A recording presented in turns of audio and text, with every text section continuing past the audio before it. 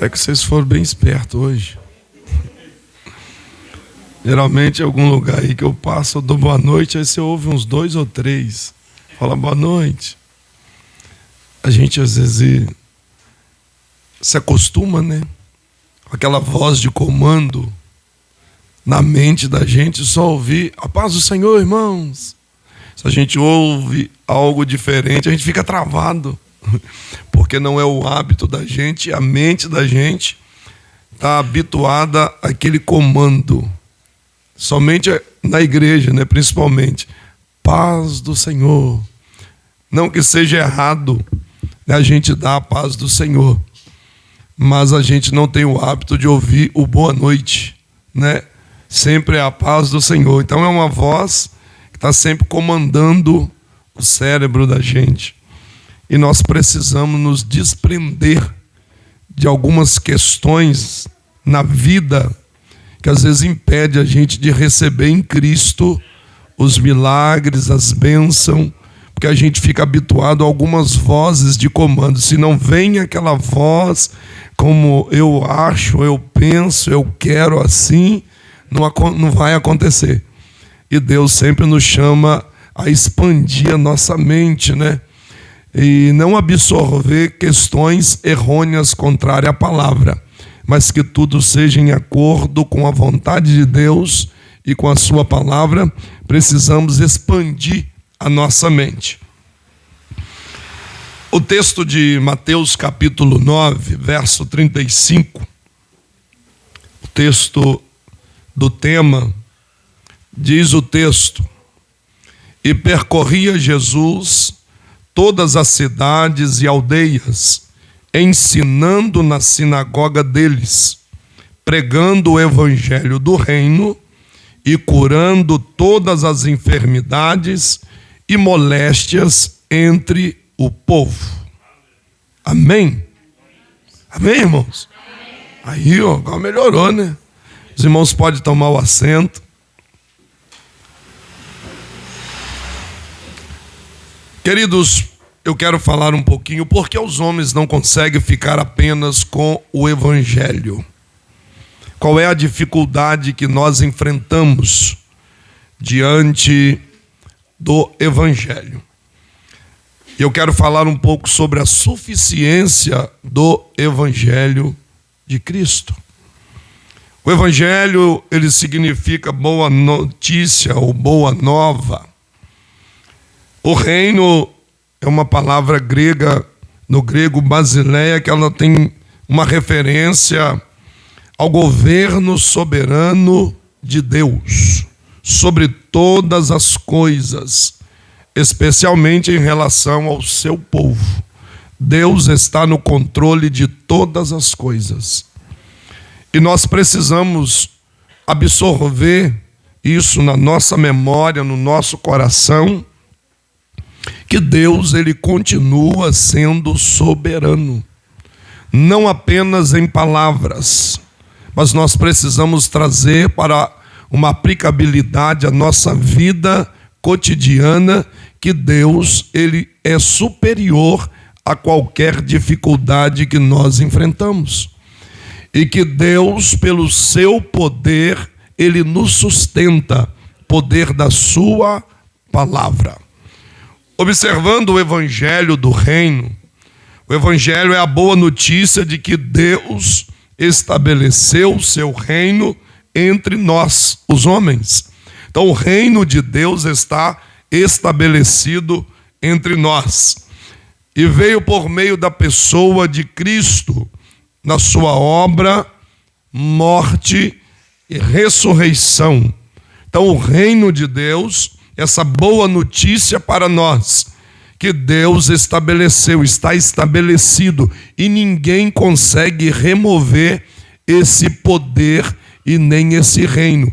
Ele está no controle, ele é soberano, e ele está dominando todas as coisas. E nós precisamos absorver isso. Em Mateus 4, 23, a Bíblia diz: e percorria Jesus toda a Galileia. E o que ele fazia? Ensinava na sinagoga, pregava o evangelho do reino e curava todas as enfermidades. Em Marcos 1, 14 e 15, Jesus ele volta para a Galileia, proclama o evangelho do reino. E ele dizia: o tempo está cumprido, o reino de Deus está próximo. Arrependei-vos e crede no evangelho. Jesus ele estava proclamando que o reino de Deus havia chegado juntamente com ele. Ele trouxe esse reino para implantar ele em nós. O evangelho do reino é o próprio Cristo. Cristo em ação, trazendo uma realidade do domínio de Deus sobre o pecado, a enfermidade e as trevas. Vivemos um tempo onde as pessoas colocam a superioridade sobre demônios, sobre dificuldade, acima do nosso Deus. E crer nessa suficiência do poder do evangelho do reino é algo que a gente precisa mentalizar, colocar na nossa mente e ter isso no nosso coração. Que qualquer dificuldade que você estiver enfrentando, Deus, ele é suficientemente capaz de trazer solução, trazer diretrizes que irão nos levar à compreensão do que aquilo que estamos passando, ele tem o poder de trazer vitória sobre as nossas vidas. E quando olhamos para o texto, essa realidade desse domínio de Deus. Outro dia uma irmã veio me pedir oração, porque segundo ela o diabo estava tendo uma ação na casa dela. Estava agindo de uma forma, segundo ela, desastrosa. E ela me pediu oração. E eu disse a ela: eu não vou orar. E ela olhou para mim e disse: por que você não vai orar? Eu disse: porque esse não é um problema meu, ele é seu. Se eu orar, como diz o hino que as irmãs cantam, né? Se eu orar, o que o céu faz? Não é? E se nós orarmos, o céu ainda continua movendo. E eu disse a ela: se eu orar em o nome de Jesus, o diabo vai embora. Mas eu não consigo orar e mantê-lo distante, porque tem alguém lá que está segundo o que está escrito no Evangelho, na palavra de Deus, na Epístola de Paulo aos Efésios, capítulo 4, verso 27. Quando Paulo disse: não deis lugar ao diabo. E eu disse a ela: alguém lá deu lugar para ele, está lá. Alguém está dando brecha para ele, está atuando lá. Então, se eu orar, ele pode ir embora em nome de Jesus. Mas depois ele vai voltar, ainda vai trazer mais 7 com ele. Então vai ficar pior o negócio lá. Então não é eu que tenho que orar. E ela disse: o que eu faço? Eu disse, 1 Pedro 5,8. Pedro disse: vigiai, sede sóbrios, porque o diabo, vosso adversário, ele anda ao derredor, bramando igual a um leão. Ele não é leão, ele brama igual, ele tenta imitar o poder soberano do nosso Cristo, mas ele não tem. Ele só tem poder para quem deixa a brecha, dá lugar para ele atuar. E ele anda bramando como leão, buscando alguém para tragar. Mas o verso 9 do capítulo, da primeira epístola, no capítulo 5, verso 9 de Pedro, ele disse: resisti a ele firme no Senhor, que ele fugirá de vós. E ela disse: como é que eu faço isso? Como é que eu faço? Falei: Efésios 6:10. Revesti-vos de toda a armadura de Deus, para que possais estar firmes no dia mal. E quantos de nós, no dia mal, nós fraquejamos? O escritor do livro de Provérbios, ele diz, se não me falha a memória, capítulo 24, verso 10. Se te mostrares fraco no dia da tua angústia, é porque a tua força ela é pequena. Nós temos que nos mostrar forte, porque a nossa força, ela vem do... Isaías falou assim: os que esperam no Senhor fraquejarão, é isso? Não, os que esperam no Senhor renovar. Então você entrou aqui nessa noite talvez pensando ou dizendo para consigo mesmo ou para alguém: eu me sinto fraca, fraco, eu estou desanimado, desanimada. Mas se você está com a esperança no Deus que é soberano, é superior, é poderoso e pode fazer muito mais, além do que pedimos e pensamos, Ele está aqui para te fortalecer, porque a nossa força ela vem do Senhor. É por isso que Paulo diz: eu posso todas as coisas em Cristo que me fortalece. Oh, glória!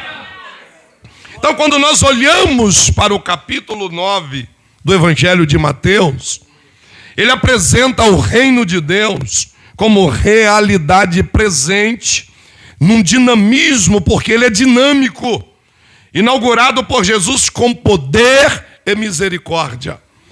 O reino de Cristo, ele é poderoso. É por isso que João escreve na sua primeira epístola, capítulo 3, verso 8, quando ele diz que o Filho de Deus, ele se manifestou para desfazer as obras do diabo. Então eu e você não temos que temer ao diabo. Nós não temos que baixar a guarda e criar um desespero, um medo dentro de nós, como perdedores, porque Cristo já venceu lá no Calvário.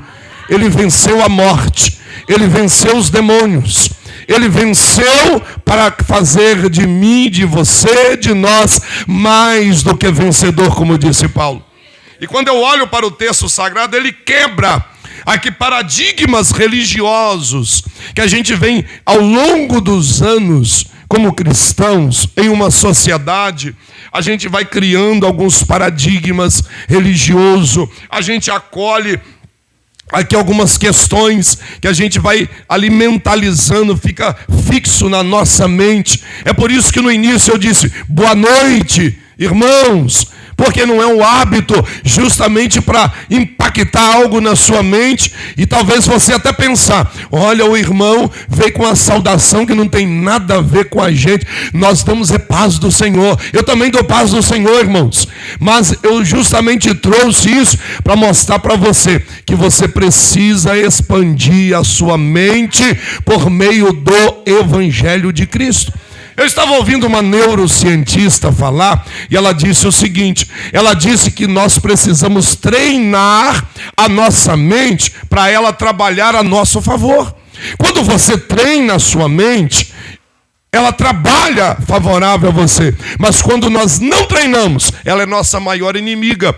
É por isso que você sempre ouviu e vai ouvir alguém dizer: nossa mente é o nosso maior campo de batalha. Quando você vai trabalhar com alguém que está com problemas psicológicos, que ele está depressivo, aonde está o problema dele? Está na mente.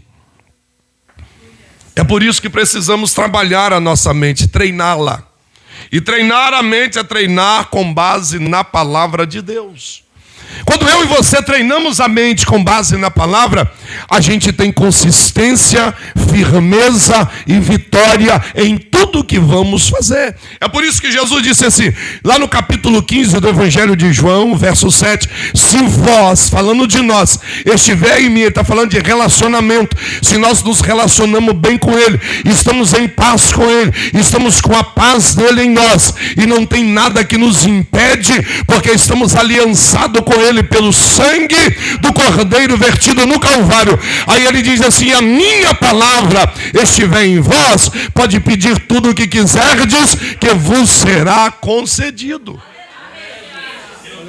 Então, quando nós trabalhamos essa questão do que ele está dizendo, no capítulo 9 e no verso 35, ele traz uma palavra de grande valia para nós, de grande relevância.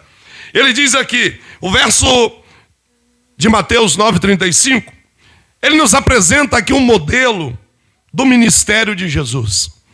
E o ministério de Jesus, ele tinha 3 questões com base nesse texto de Mateus 9,35.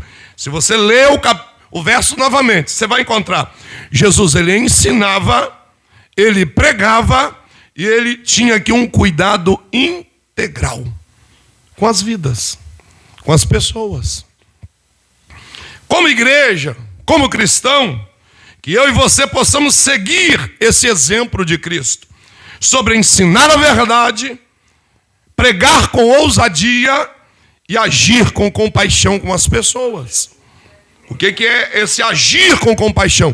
É deixar Cristo fluir por intermédio de nós. Aonde você for, você ser um canal de Deus.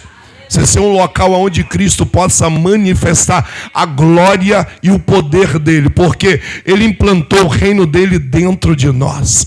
O reino de Deus está implantado na nossa vida por meio de Cristo. Se Cristo está em mim e está em você, então o reino de Deus está em operação na nossa vida. Mas às vezes eu e você trabalhamos com a mente que não foi treinada pela palavra e a gente começa a dizer: eu não vou conseguir. É muito difícil para mim. É porque você não sabe quem é o meu marido. É porque você não conhece a minha esposa. É porque você não sabe quem é o meu vizinho. É porque você não sabe quem é o meu patrão. Aí eu vim aqui nessa noite para dizer: é você que ainda não sabe quem é o Deus que você está servindo. Porque o dia que você conhecer esse Deus, aí eu lembro de Oséias, ele disse assim: conheçamos e prossigamos em conhecer ao Senhor. Oh, glória! Jesus, ele disse assim no capítulo 22, verso 29 do Evangelho de Mateus, ele diz: errais, ele falou no plural, que eu erro, você erra, nós erramos, por desconhecer duas coisas: errais, por não conhecer as Escrituras e nem o poder de Deus. Então eu erro, você erra, nós erramos, por desconhecer esses dois fatores. E quando eu olho para a palavra de Deus, vivemos em tempo onde muitos, eles estão à procura de respostas para a vida, para as suas enfermidades, direção, não sei o que fazer, não sei para onde ir, não sei qual é a igreja que é boa. A gente fica assim na sociedade, a gente acha, gente dizendo: eu não sei nem para onde eu vou. Aí coloca defeito no pastor, como se ele fosse o certinho, né? Outro dia, conversando com um amigo, e ele começou a discorrer algo sobre pastores e lideranças, e eu virei para ele e disse assim: quando você for tratar de algum deles, trata por intermédio do seu pecado. Quando você for falar, fala através do seu. Porque às vezes nós agimos de maneira como se você é o errado, porque você é o pastor, eu estou certinho. A gente erra. Outro dia minha menina mais nova virou e disse assim: mãe, ele é chato demais. Ele fala demais. Ele é enjoado, mãe. Aí eu olhei para ela e falei assim: você acha que você em momento nenhum, você não é chata? Você não é enjoada? Você acha que não tem nada em você? Você é tão certinha, tão perfeita, que a gente não consegue detectar nada em você? E quando eu e você trabalhamos por meio da palavra, a palavra nos lava, ela nos lapida, ela nos ensina. E o que Jesus fazia era isso: primeiro ele ensinava. Aí Paulo, falando a Timóteo, ele diz assim, que a palavra de Deus, ela é apta para ensinar, redarguir, corrigir, exortar, e isso é injustiça. Oh, glória! Isso é a palavra de Deus. Aí alguém vira e diz assim antes: o irmão Nilson bate demais. Não, não é bater, está na palavra. Ela exorta, ela corrige. Eu estava lendo algo sobre um grande teólogo, John Stott, e ele disse o seguinte: que o evangelho primeiro ele humilha o pecador, depois ele o salva. Então, se o evangelho, a palavra de Deus, a pregação cristocêntrica, ela não tratar das nossas ações, que está envolto em o nosso caráter, que a gente desenvolve com convivências. Às vezes a gente convive com pessoas que a gente tem uma facilidade de absorver. Vou dar um exemplo. Convive com quem ora. Você que não tem o hábito de orar, daí a pouco você começa a orar. Convive com quem não gosta de estudo da palavra. Daí a pouco você está ausente dos estudos bíblicos e da escola dominical. Mas convive com quem ama a palavra. Você começa a ficar encantado com a desenvoltura da pessoa. Como é que você conhece isso assim? Eu fui discipular uns adolescentes e eles perguntam demais. E uma adolescente de 15 anos, ela perguntava, ela tinha dúvidas. E ela perguntava, por que isso? Por que aquilo? E quando ela falava por quê, eu parava ela e dizia, abra a Bíblia, livro tal, capítulo tal, verso tal.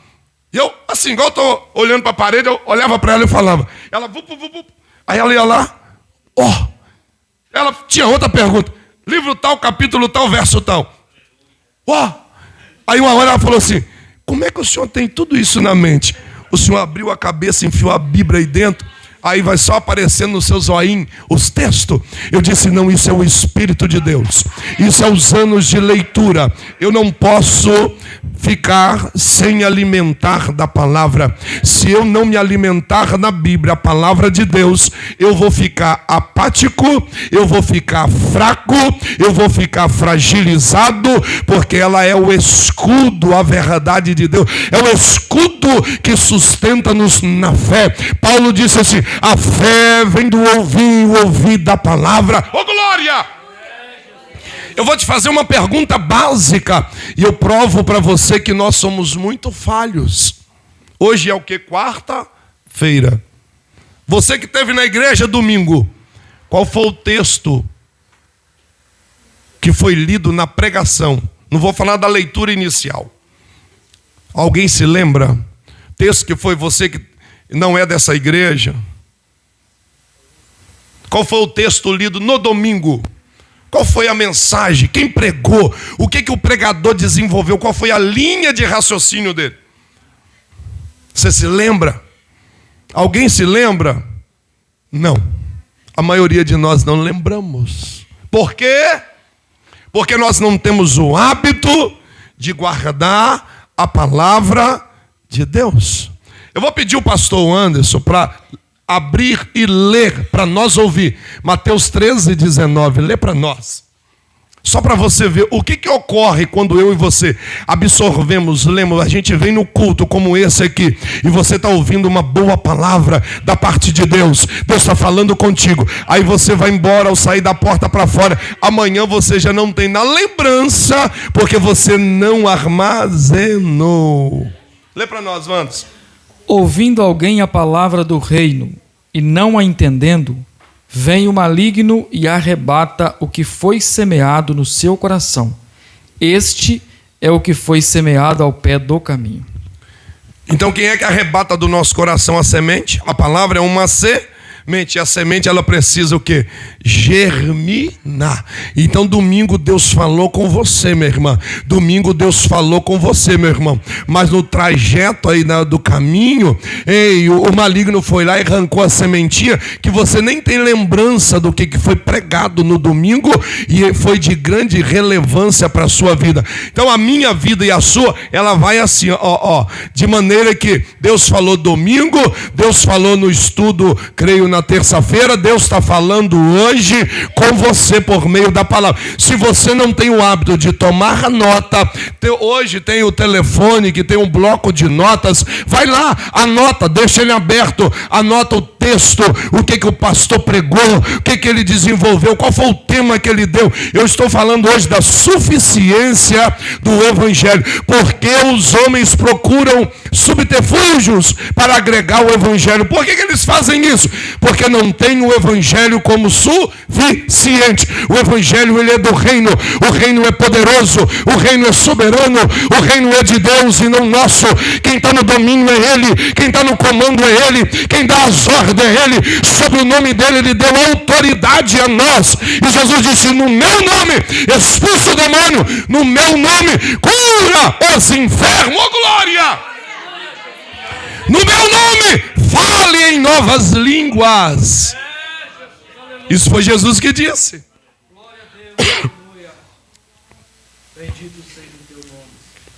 O reino de Deus ele não é limitado. Quem limita ele é eu e você. Jesus ele não se limitava a um pequeno grupo, a um lugar apenas. O texto está dizendo que ele ia em todas as cidades, aldeias, ele ia de um lado para o outro. E o que ele fazia? Ele alcançava aqueles que precisavam do evangelho. Jesus valorizava o ensino da palavra, pois o ensino gera o que? Transformação, pela renovação da mente. Hoje você aprendeu que se o diabo está agindo na sua casa, não é o pastor Anderson. Estou falando dos irmãos daqui. Se você é de outra igreja, não é o seu pastor que tem que ir lá expulsar. É você. É você que tem que resistir o diabo lá. E como é que você faz isso? Se arme das armaduras de Cristo. Qual é as armas? Basta ler Efésios 6. É só você ler. Leia. Aí faça o que está escrito em Mateus 7:24. Aquele que ouve a minha palavra e a pratica, eu compará-lo-ei ao homem prudente que edificou a sua casa na rocha. Veio o vento, veio a chuva, veio as tempestades, deu de ímpeto, a casa não caiu porque estava edificada. O que é edificar? Todos os dias, domingo você ouviu, colocou lá o tijolinho da pedra que é Cristo. Hoje você está ouvindo, coloca mais um tijolinho. A cada dia vai edificando uma muralha na tua vida, aonde o adversário não possa transpor, aonde o medo desse mundo não possa adentrar, porque dentro de você tem alguém que te encoraja, que te dá um espírito encorajador, não um espírito de covardia, que é Cristo. Ele colocou em você, em mim, em nós, o Espírito Santo, e o Espírito nos guia em toda a verdade. Oh, glória! Jesus ele não apenas pregava, ele aplicava, ele corrigia, ele orientava o povo no caminho de Deus. A igreja precisa resgatar o valor do ensino sólido, bíblico, contextualizando para formar discípulos, servos, conscientes e firmes na fé. Vocês já perceberam o tanto de gente abatido na fé? Gentes fracas, que só vive a dizer, eu não consigo. É muito difícil. E aí, minha irmã, como é que a irmã está? Parece que ela está carregando uma tonelada sobre os ombros. E aí, meu irmão, como é que está? Irmão, estão levando, né? Estão levando. Não está levando. Irmão, eu estou bem em nome de Jesus. O reino de Deus está dentro de mim. O soberano habita em mim. O todo-poderoso está comigo. Aquele que lá na cruz venceu a morte. E ele vem me dar vida. Eu estou vivo, irmão. Eu estou vitalizado. Eu estou revigorado pelo poder do nome do Senhor Jesus. Vocês já perceberam como é que nós estamos conduzindo o nosso Cristo? Estamos colocando ele como um mero serviçal. A gente está colocando Cristo como se fosse apenas um servo nosso. Jesus faz isso. Se o senhor não fizer, eu vou embora. É falta de adeus ou tchau? Não, eu não vou ser crente mais. Vou entregar minha credência. Vou entregar meu cargo. Pode ficar tranquilo, se você não quiser, Jesus vai lá na BR, salva a prostituta, coloca aqui no seu lugar, coloca no meu lugar, transforma, porque ele tem poder, o poder dele é soberano. Ele vai lá na boca de fumo, ele pega o traficante, liberta ele, salva ele, dá um banho de sangue nele, lava ele por completo, põe vestidura branca e ainda o dá dom espiritual e chega aqui e faz melhor do que eu. Esse é o Deus da igreja. Olha para essa pessoa do seu lado e diga a ele está aqui. E deixa eu te dar uma outra notícia. Você não precisa de hino de fogo para sentir ele. Você não precisa de hino de fogo, não. Pastor Anderson, canta o hino de fogo para me sentir. O fogo cai não, irmão. O fogo tem que arder na tua alma. O fogo tem que estar aceso em ti. Porque a palavra de Deus é como um martelo que esmiuça a penha. É como o fogo que derrete. Oh, glória! E ela está aqui nessa noite. Lâmpada para os meus pés, luz para os nossos caminhos. É a tua. E aonde ela está? Aí o salmista diz assim, eu guardei a palavra onde? Para não. E eu e você temos que guardar a palavra. Guardar a palavra é guardar o próprio Cristo na nossa vida. Vocês estão percebendo que as pessoas estão tratando Cristo como se ele fosse alguma coisa qualquer. A gente já não está tendo mais o prazer de vir para a igreja, não está tendo mais o prazer de vir adorar. A gente chega aqui triste, cabisbaixo. Você olha os círculos de oração das nossas igrejas de uma forma geral, as irmãs estão tudo assim, parece que está tudo encurvada. Igual aquela mulher que há 18 anos andava assim. Estão perdendo vigor. As pessoas não querem orar, só querem oração. É mais fácil, né? É mais cômodo, né, pastor? Pastor Anderson, ora por mim, eu estou precisando. Não, irmão, venha desenvolver o seu momento com Deus. Deus quer te dar experiência. Jesus pegou os discípulos e levou para orar com ele. Separou 3, deixou os outros mais distantes, mas separou 3, venham vocês 3 comigo, vamos ali. Aí largou os 3 e deu um passo a mais e foi orar. E a Bíblia diz que ele orava intensamente, ao ponto do seu suor começar a sair gotas de sangue. E quando ele desperta e volta, ele encontrou eles como? Adormecidos. Jesus falou: acorda! O espírito de vocês está pronto, mas a carne é fraca. Mas ele disse: vigiai. Eu e você temos que vigiar, irmãos. Temos que estar em vigilância. Nosso chamado hoje é continuar pregando o evangelho puro. Nosso chamado hoje é continuar pregando o evangelho que transforma. O nosso chamado hoje é continuar pregando o evangelho que liberta. O nosso chamado hoje é levar o evangelho que conduz à eternidade com Deus. O nosso chamado é continuar apregoando o evangelho do reino de Deus. O reino de Deus tem um aspecto presente e também futuro. Qual que é o aspecto dele presente? O reino já está em ação entre nós. Ele está em operação. Jesus cura, irmãos. Jesus opera milagres. Jesus faz maravilhas. Fui pregar outro dia no círculo de oração. A irmãzinha deu o testemunho dela lá. A irmã leu o testemunho da irmã que ela deu no círculo de oração. Ela deu um problema na visão. E ela teria que passar por uma cirurgia muito melindrosa. E o médico colocou medo nela, e era caro ainda a cirurgia. E ela fazendo uma bateria de exames. Enquanto isso, ela estava necessitada que alguém auxiliasse ela. Por quê? Ela tirava a panela do fogão e ia colocar na mesa. Aqui está a mesa, ela colocava fora da mesa, porque a visão via a mesa até cá. Porém, já não era mesa mais. E assim estava a irmã. E ela, ali sentida, ela numa madrugada, ela dobrou o joelho e disse: Jesus, o Senhor é o médico dos médicos.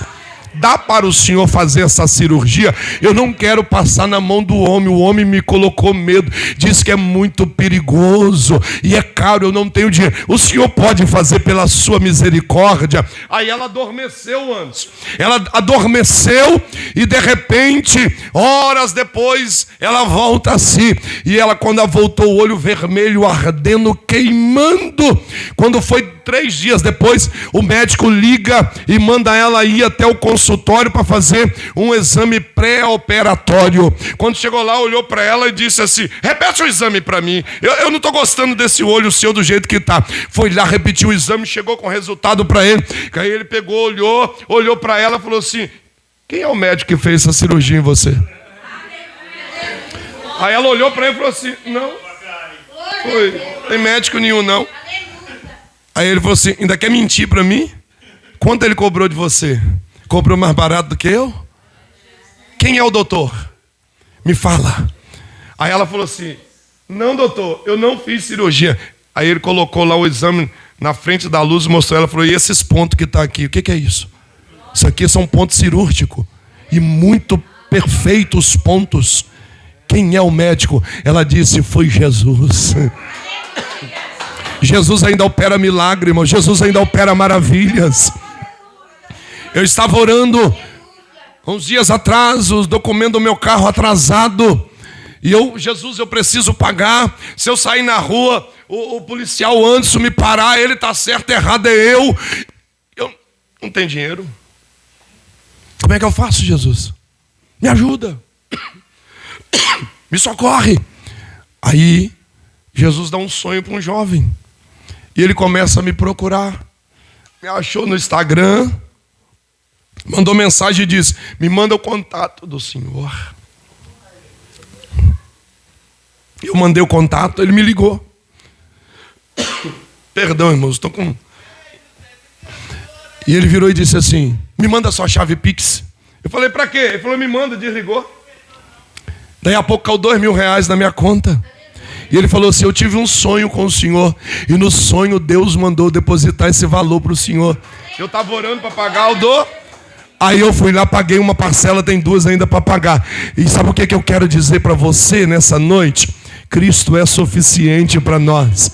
Ele abre porta onde não tem porta. Ele vai aonde o homem não vai. Ele faz o que o homem não pode fazer. Eu não estou aqui desfazendo da ciência. Se você tem algum problema, não vá a Ele primeiro, venha a Cristo.